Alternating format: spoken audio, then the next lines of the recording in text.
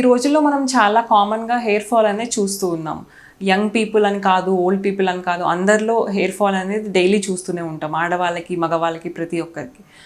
ఇది ఇప్పుడు చాలా కామన్ అయిపోయింది ముందు కంటే. దీనికి చాలా కారణాలు ఉంటాయి అన్నమాట.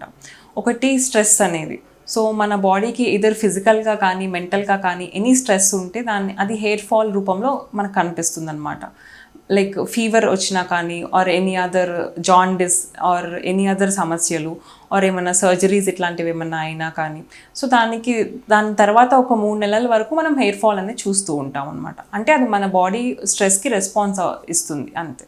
అది కాకుండా any other mental stress like job stress కానీ, లేకపోతే ఇంట్లో ఎనీ టెన్షన్ కానీ, దానివల్ల కూడా హెయిర్ ఫాల్ అనేది వస్తూ ఉంటుంది. అది ఒక కారణం. అది కాకుండా ఇంకా కామన్గా చూసేది న్యూట్రిషనల్ డెఫిషియన్సీ. అంటే మనం తినే ఆహారంలో న్యూట్రియంట్స్ లేకపోవడం వల్ల అనమాట. అంటే మనం ఇప్పుడు ఫ్రైడ్ ఫుడ్స్ కానీ, బర్గర్స్, చిప్స్ ఇవన్నీ లైక్ ఎనర్జీని ఇస్తాయి కానీ న్యూట్రిషన్ని ఇవ్వవు అనమాట. సో దానిలో విటమిన్ డెఫిషియన్సీస్ ఎక్కువ వస్తూ ఉంటాయి.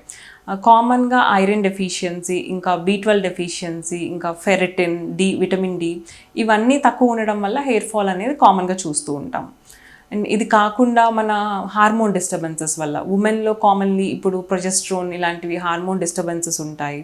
అండ్ థైరాయిడ్ ఎక్కువ అవడం వల్ల, వీటన్నిటి కారణాల వల్ల కూడా హెయిర్ ఫాల్ అనేది చూస్తూ ఉంటాం.